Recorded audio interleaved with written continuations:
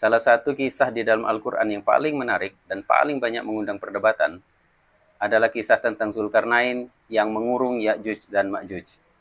Perdebatannya itu antara lain adalah siapa itu Zulkarnain, apa sebenarnya yang dia bangun, kemudian di mana sebenarnya lokasi bangunannya itu. Nah, itu sampai sekarang itu belum ada penjelasan, belum ada yang bisa membuktikan. Menurut Anda sendiri, kira-kira apa yang dibangun Zulkarnain itu? Karena ada yang bilang itu adalah dinding tebal, ada yang bilang itu benteng, ada lagi yang bilang itu adalah tembok setinggi 2 gunung. Bahkan ada yang sampai bilang tembok Cina itu adalah yang dibangun Zulkarnain. Nah, dalam sejarah ternyata banyak yang melakukan ekspedisi pencarian. Bahkan kalau ngelihat di YouTube ya, itu sampai sekarang itu masih ada aja orang-orang yang melakukan ekspedisi, bepergian ke pegunungan-pegunungan yang tinggi, kemudian menebak-nebak, oh ini temboknya, atau ada di lokasi lain, oh ini ternyata temboknya. Tapi sampai sekarang juga belum belum memuaskan lah ya hasil penemuan mereka tersebut.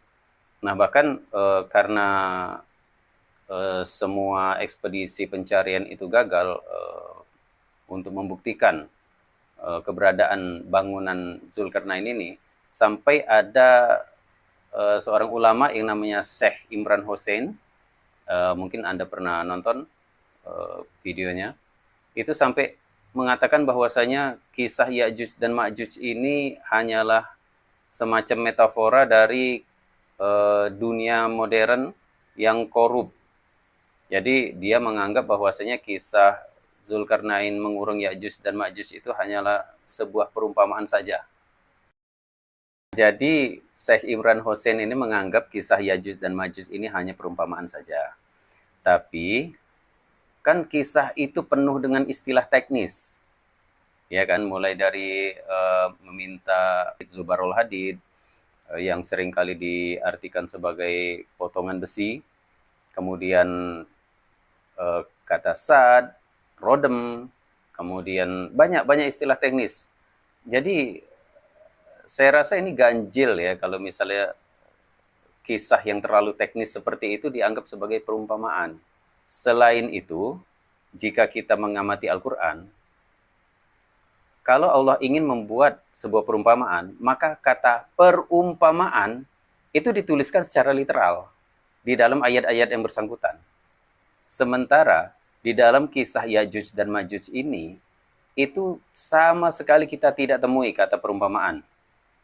Nah, jadi kita bisa anggap bahwasanya kisah ini literal atau ini adalah kisah nyata yang bisa kita telusuri kebenarannya. Sekarang saya akan jelaskan bagaimana cara saya itu menganalisa kisah ini ya, kisah tentang Zulkarnain yang mengurung Ya'juj dan Ma'juj ini. Itu yang pertama saya menggunakan pendekatan literal.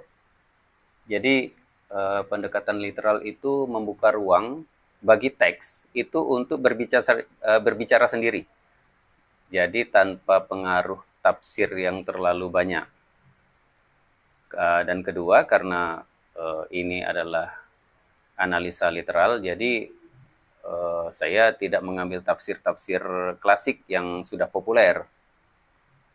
Lalu yang ketiga, saya itu menggunakan AI untuk menganalisa kata per kata.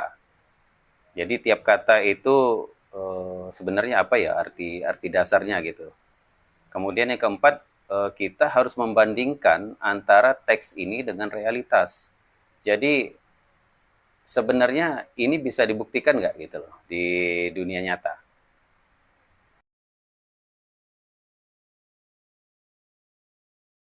Kita mulai dengan membaca sekilas kisah Zulkarnain ini di surah Al-Kahfi.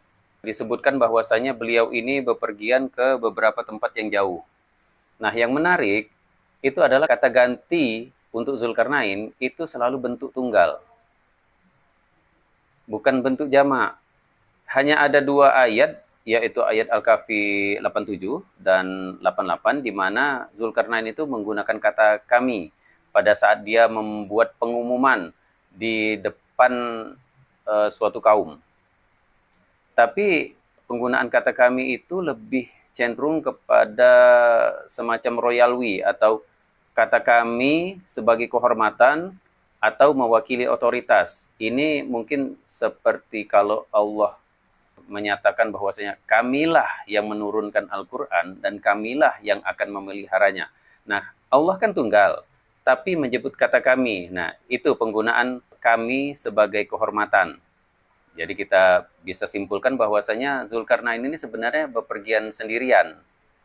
Secara logika ya, jika Zulkarnain bepergian membawa pasukan besar, itu akan membuat banyak sekali masalah. Contohnya, logistik, kemudian memerlukan angkutan itu yang banyak, kan kuda itu harus banyak untuk mengangkut logistik, kemudian keperluan-keperluan prajuritnya, kemudian membutuhkan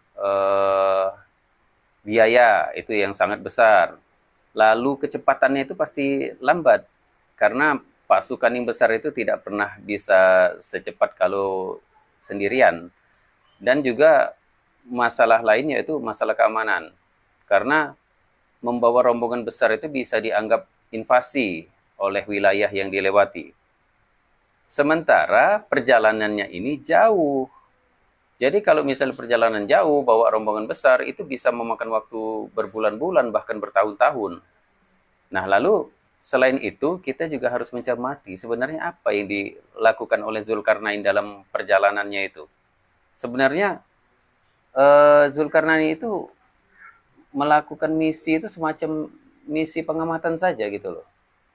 Bukan bukan invasi militer. Jadi dia pergi ke suatu tempat, menemui suatu kaum, kemudian pergi lagi menemui kaum yang lain. Itu semacam misi pengamatan yang kalau pengamatan ini sangat sesuai untuk dilakukan oleh tim kecil atau bahkan sendirian. Karena lebih gesit, cepat, minim jejak. Nah, jika Anda itu seumuran dengan saya dan suka game lah dulu ya, pasti kenal sama game Age of Empire itu di Windows 95 atau Windows 98. Itu terkenal sekali itu dulu itu game itu. Di awal game itu ada satu unit, kita itu diberi satu unit yang namanya unit scout atau pengintai. Unit scout ini penunggang kuda dengan kecepatan yang paling tinggi di antara unit yang lain dan kemudian visibilitasnya itu paling luas. Tugasnya sederhana, tapi vital, yaitu menjelajahi peta itu yang masih gelap, kemudian mengamati area, mencari sumber daya, menemukan lokasi penting, dan mendeteksi ancaman.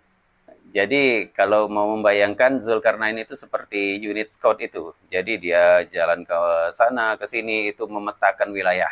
Kira-kira seperti itu.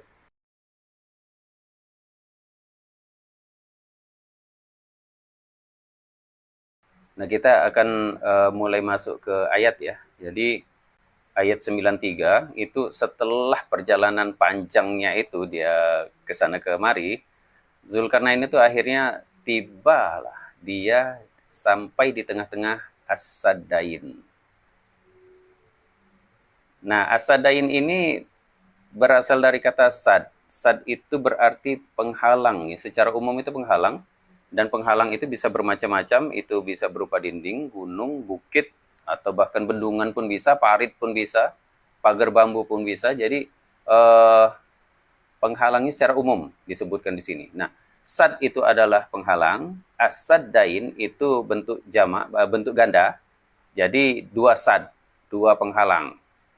Dalam kisah ini Zulkarnain baru menemukan perkampungan penduduk itu setelah dia melewati as-saddain itu, setelah melalui dua penghalang itu. Artinya dua penghalang itu besar. Karena pada saat dia di sisi lain, itu dia terhalang pandangannya dari dua sad itu sehingga tidak bisa melihat perkampungan penduduk. Artinya sad itu sad yang besar. Sehingga beberapa penafsir itu menganggap bahwasanya sad ini adalah gunung. Ya, masuk akal. Karena gunung itu bisa menutupi pandangan kita dari suatu perkampungan.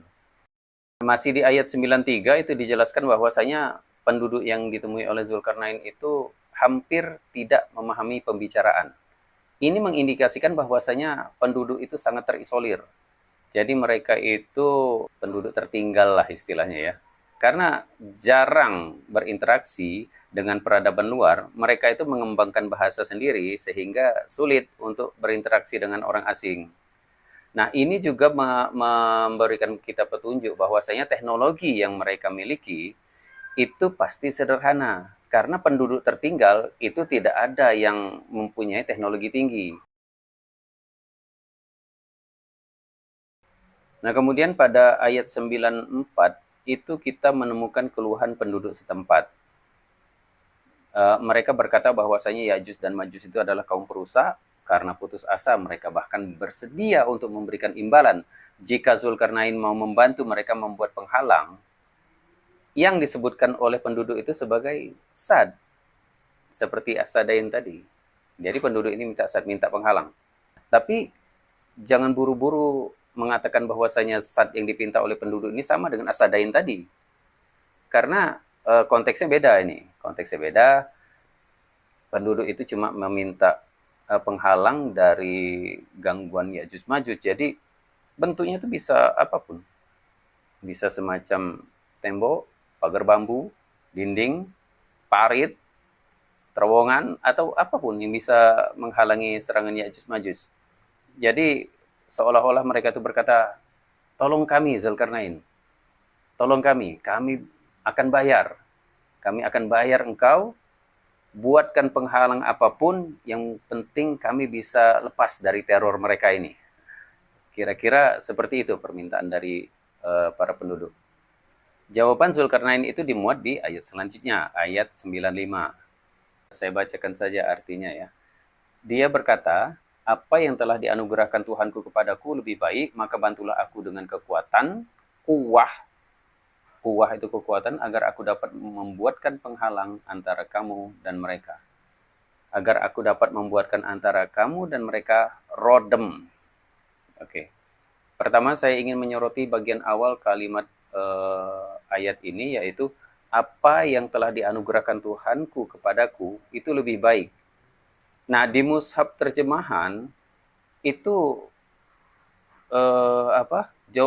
kalimat Zulkarnain ini ditambahin kata keterangan dalam kurung itu daripada imbalanmu. Jadi apa yang telah dianugerahkan Tuhanku kepadaku lebih baik daripada imbalanmu. Nah, daripada imbalanmu ini adalah kalimat tambahan. Jadi itu tidak terdapat dalam teks asli. Nah, menurut saya ya, keterangan tambahan itu mempersempit makna. Jadi kita berupaya untuk membiarkan teksnya bicara sendiri. Nah, kalau kita biarkan teks itu bicara sendiri, kalimat Zulkarnain itu justru menjadi lebih luas artinya. Jadi dia bisa bermakna ganda. Yang pertama artinya, apa yang telah dianugerahkan Tuhanku kepadaku itu lebih baik, artinya pemberian Allah, ya, rezeki dan lain-lain itu lebih baik. Kemudian yang kedua adalah Zulkarnain seolah mengisyaratkan bahwasanya apa yang akan dibangunnya itu lebih baik dari permintaan penduduk. Tadi ingat ya, penduduk kan minta sad ya, sad, penghalang umum apapun. Tapi Zulkarnain secara spesifik menyebutkan bahwasanya dia akan membuatkan rodem. Nah, nanti kita cari tahu itu, apa perbedaan antara sad dan rodem itu. Jadi, kalau kita mengartikannya seperti itu, artinya rodem itu jauh lebih baik daripada sad. Rodem sendiri dalam bahasa Arab itu berarti menutup rapat sebuah celah, menimbun hingga benar-benar tertutup, atau menguruk lubang.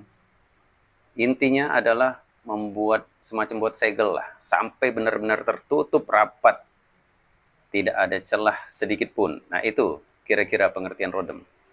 Yang lebih banyak dipakai itu malah menimbun. Jadi saya akan ambil pengertian rodem ini adalah menimbun, menimbun lubang. Kalimat lanjutan dari Zulkarnain itu adalah, maka bantulah aku dengan kuwah. Kuwah ini kekuatan. Ini mengindikasikan bahwasanya proyek ini akan dilakukan dengan kerja fisik, kerja otot. Karena Zulkarnain tidak meminta alat, tidak meminta teknologi tinggi, dia meminta kuwah, kekuatan saja. Jadi ya semacam untuk mengangkut batu atau ya semacam itulah ya, kerja fisik.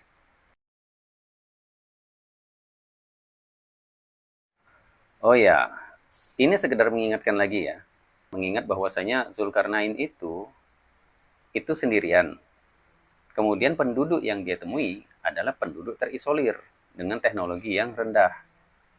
Jadi dari sini saja kita bisa menyimpulkan, jangan jangan berharap terlalu tinggi lah ya pembangunan tembok setinggi 2 gunung atau benteng besi. Ya kita nggak bisa berharap itu gitu loh. Dari seorang yang sendirian kemudian bertemu dengan penduduk terisolir yang berbicara dengan orang asing pun itu sulit. Jadi ya tembok-tembok yang berteknologi tinggi itu ya kita bisa abaikan saja gitu. Dan yang dibangun oleh Zulkarnain itu pastilah sesuatu yang sederhana namun efektif untuk mengurung Yajuj Majuj ini sampai ribuan tahun sampai sekarang kan belum keluar. Jadi sangat efektif walaupun sederhana. Kita akan berhenti dulu di ayat 95, lalu kita akan menuju ke sebuah pertanyaan yang sangat penting. Dari awal kita tahu bahwa Zulkarnain itu menemui penduduknya itu meminta dibangunkan sebuah sad atau penghalang, dan Zulkarnain itu menyanggupi untuk membuat yang lebih baik, yaitu Rodem. Tapi kita sampai sekarang itu belum tahu di mana sebenarnya posisi Ya'juj dan Ma'juj ini. Ya kan? Kita akan uji anggapan umum dulu. Jadi anggapan umum itu bahwasanya Ya'juj dan Ma'juj ini berada di permukaan bumi. Hanya dikelilingi benteng atau tembok.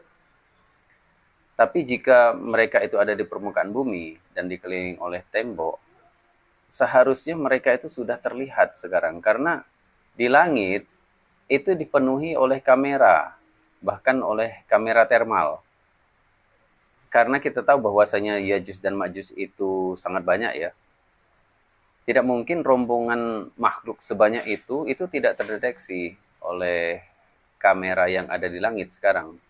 Seharusnya mereka itu sudah terlihat. Itu yang pertama.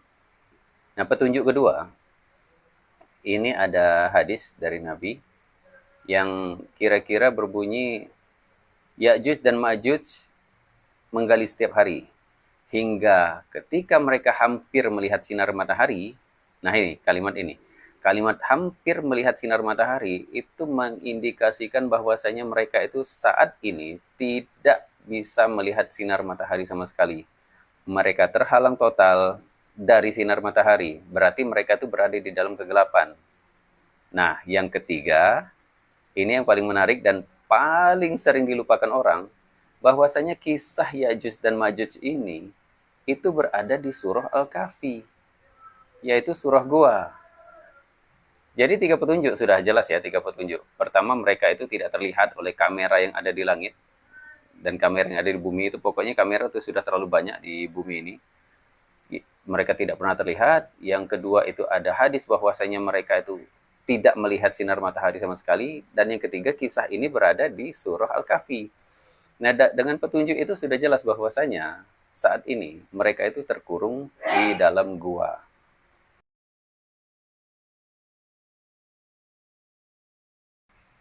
Kita akan review lagi secara ringkas kisah Zulkarnain ini. Jadi awalnya Zulkarnain datang, penduduk minta bantuan, Zulkarnain menyetujui proyek dikerjakan, kemudian selesai dan Zulkarnain meresmikan di hadapan penduduk itu.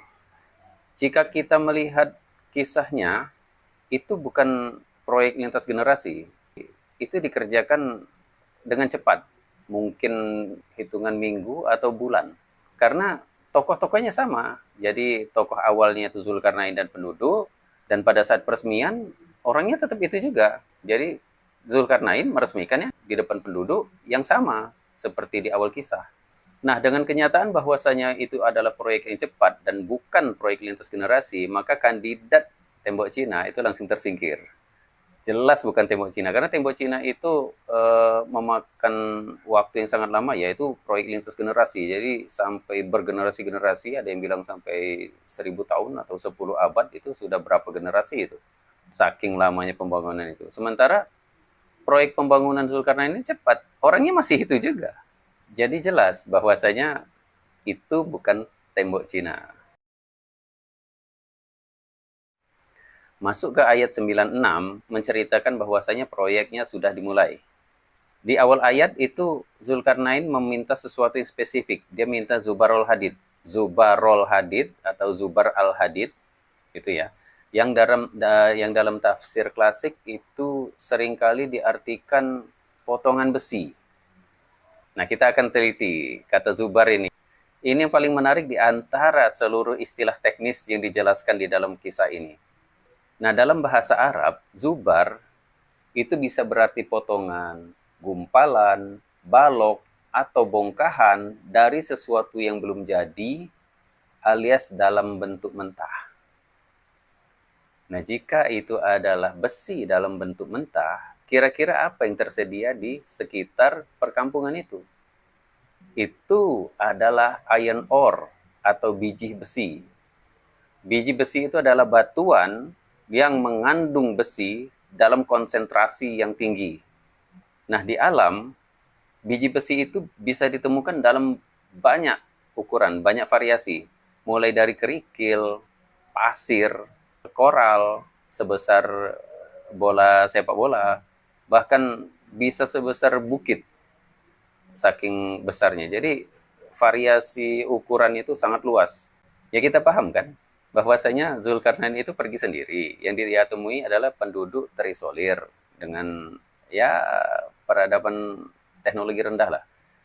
Bagaimana bisa orang yang berpergian sendirian itu membawa-bawa pabrik peleburan baja di kudanya, ya kan nggak mungkin. Kemudian bagaimana bisa penduduk terisolir itu mempunyai ilmu peleburan logam. Jadi intinya adalah pada saat Zulkarnain meminta Zubarul Hadid, meminta dibawakan Zubarul Hadid atau Zubar al-Hadid itu, sebenarnya yang dia pinta adalah biji besi. Zubarul Hadid ini atau biji besi ini bisa ditemukan oleh penduduk itu di alam sekitar. Jadi di lingkungan mereka itu banyak biji besi. Ya jelas, itu bukan potongan besi. Bukan potongan besi jadi siap pakai seperti untuk membangun jembatan, bukan. Itu adalah bentuk mentah dari besi, yaitu biji besi, batuan yang mengandung besi dalam konsentrasi tinggi. Kemudian kita menemukan kata sawa dan diikuti oleh sodafain, as-sodafain. Ini menarik ya, karena sawa itu artinya menyamakan, meratakan, menyempurnakan, atau mengatur dengan baik. Jadi ini memberi gambaran bahwa proses yang dilakukan oleh Zulkarnain itu tadi kan minta Zubarul Hadid, yang dikerjakan adalah rodem atau timbunan. Jadi bahan untuk menimbun itu adalah Zubarul Hadid tadi, biji besi tadi, batuan-batuan besi tadi. Itu yang akan dibuatkan rodem, timbunan. Nah, sawah itu meratakan, jadi Zubarul Hadid itu diratakan. Nah, sekarang diratakan di mana? Diratakannya adalah di bainas sodafain, di antara kedua sodaf. Sodafain ini, as-sodafain ini bisa berarti dua cangkang kerang, karena itu memang arti secara literal memang seperti itu, atau dua sisi simetris yang saling berhadapan. Ya, seperti ini.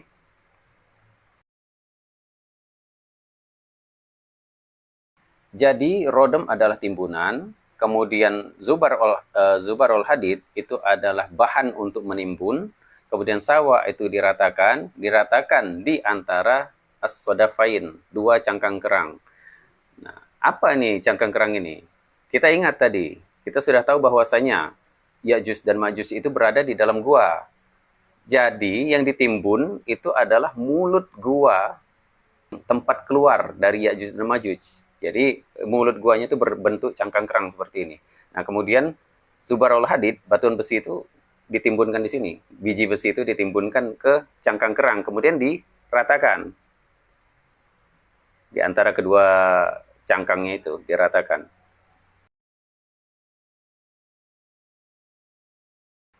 Nah, kita coba analisa sedikit ya tentang orientasi dari Asodafine itu.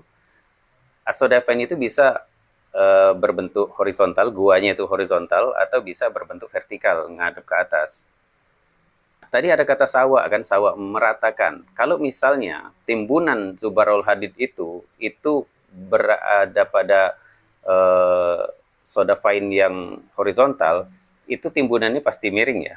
Kayak kalau kita nimbun pasir lah, atau timbunan batu kalau kita mau membangun rumah. Timbunan itu nggak bisa rata kayak gini. Pasti dia miring. Nah, dengan petunjuk ini kita tahu bahwasanya mulut gua itu yang berupa soda fine itu menghadap ke atas, vertikal. Jadi dia bisa diratakan di sini. Setelah Zubarul Hadid itu diratakan baina sodafain di antara kedua sodaf itu, di antara kedua cangkang kerang, biji besi itu sudah rata, Zulkarnain itu menyuruh untuk meniup. Di sini niup kemudian jadi api, artinya dia menyalakan api untuk membakar Zubarul Hadid tadi, biji besi tadi, sampai menjadi api, sampai memerah, membara. Lalu kemudian dia meminta kiter untuk dituangkan ke atasnya.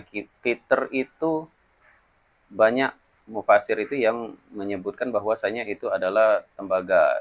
Jadi dituangkan, kalau dituangkan jelas cair ya, jadi tembaga cair untuk dituangkan ke atas Zubarul Hadid yang masih membara itu. Nah, apa fungsi dari membakar Zubarul Hadid ini? Itu mempunyai dua fungsi. Jadi pertama, saat biji besi itu membara, bagian luarnya ini akan meleleh, kemudian dia akan mengikat satu dengan lain. Dia akan berikatan menjadi satu batuan yang besar. Dan yang kedua, selain dia berikatan sesama Zubarul Hadid, dia akan juga menempel pada dinding sodafain, dinding guanya, yang berupa cangkang kerang tadi. Jadi batuan yang saling menempel, juga batuan itu akan menempel ke dinding gua. Lalu pada saat itulah Zulkarnain menuangkan tembaga cair ke atasnya, itu akan menutup seluruh pori-pori, seluruh lubang-lubang yang tersisa, juga sekaligus akan melapisi batuan besi itu, biji besi itu, sehingga tidak terjadi korosi. Kira-kira itu fungsinya, pelapisan tembaga itu. Jadi kesimpulannya adalah Zulkarnain itu menimbun. Menimbun apa? Menimbunkan Zubarul Hadid, biji besi, pada as-sodafain, yaitu mulut gua yang berupa berbentuk cangkang kerang, yang posisinya vertikal ke atas, di mana mulut guanya itu di tengah gitu ya, di tengah sini.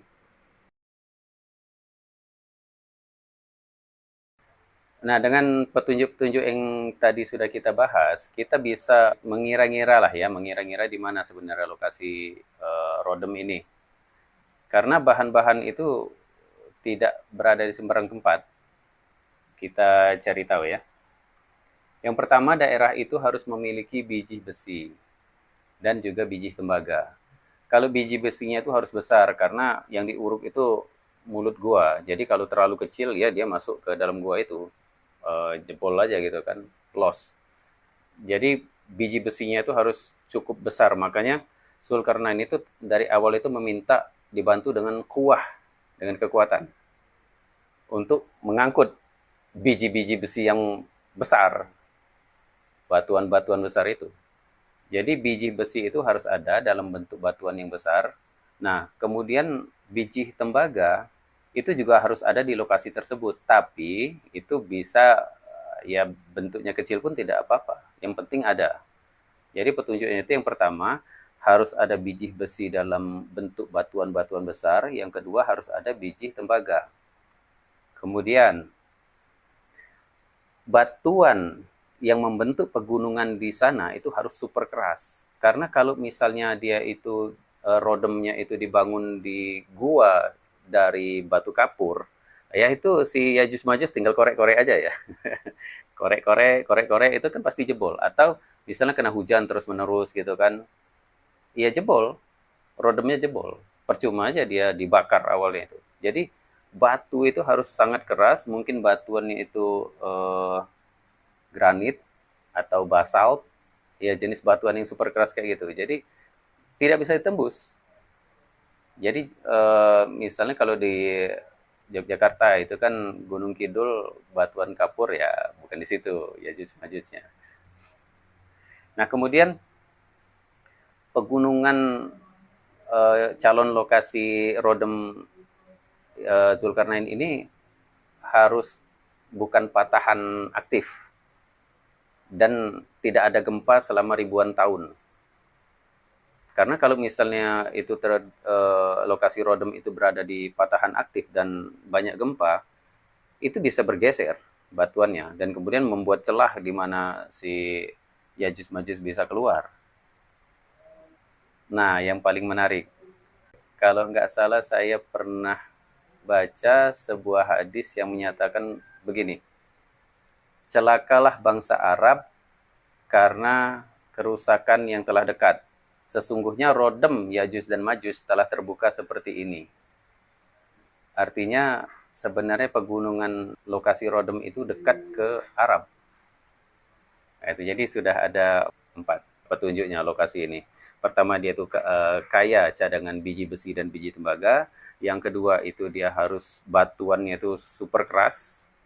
Yang ketiga dia stabil, jauh dari patahan aktif dan tidak ada gempa bumi. Dan yang keempat dekat dengan Arab. Nah, kira-kira aja lah di mana kira-kira itu.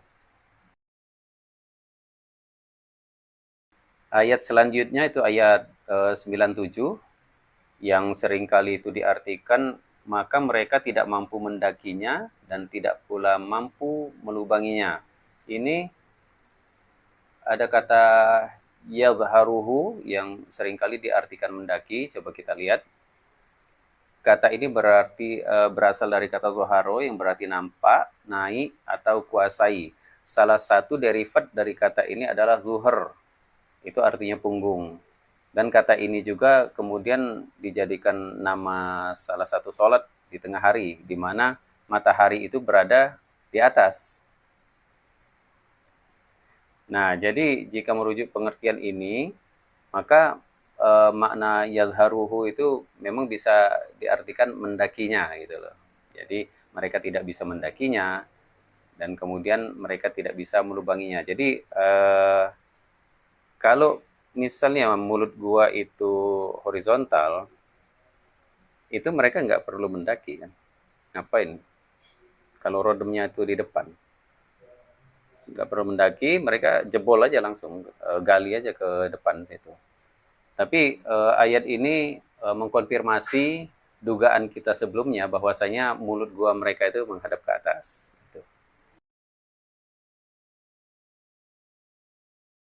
Nah, kemudian kita sampai pada saat Rodem selesai dikerjakan. Ini peresmian proyek di ayat 98. Jadi kata yang paling penting di sini adalah ini adalah rahmat Tuhanku.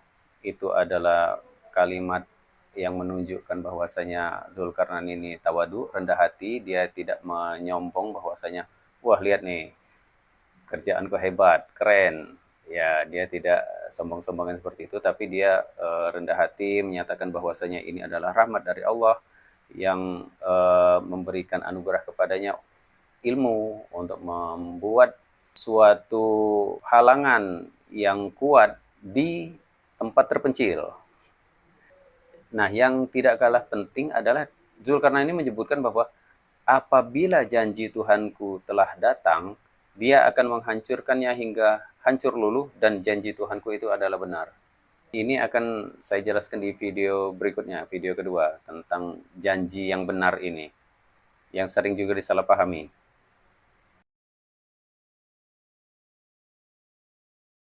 Oke, jadi kita telah menelusuri kisah ini step by step ya, dari perjalanan Zulkarnain yang sendirian, kemudian penduduk terisolir yang meminta tolong, kemudian pembangunan Rodem yang menutup rapat si Yajuj Majuj ini di gua vertikal, kemudian sampai dengan peresmian yang Zulkarnain ini memberikan peringatan bahwasanya suatu saat bangunannya ini, si rodemnya ini itu akan hancur.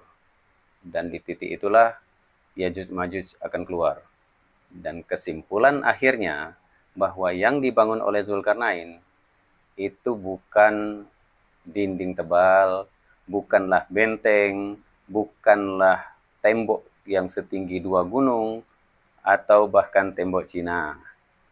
Yang dibangun oleh Zulkarnain adalah sesuatu yang sederhana, yang menutup rapat mulut gua tempat keluarnya Yajuj dan Majuj itu, mengurung mereka dalam kegelapan sampai janji Allah datang untuk membebaskan Yajuj dan Majuj tersebut. Jadi ya mohon maaf bagi yang masih mempercayai bahwasanya Zulkarnain itu membangun sesuatu yang spektakuler, yang besar, yang wah, ya kenyataannya Al-Quran tidak berbicara seperti itu. Kalau kita meneliti Al-Quran secara literal, apa yang dinyatakan oleh Al-Quran itu ya jauh dari hayalan kita selama ini. Dan seperti yang saya bilang tadi, bahwasanya kisah tentang keluarnya Ya'juj dan Ma'juj ini akan saya ulas di video saya berikutnya. Jadi terima kasih sudah menyimak. Saya HCG, sampai jumpa.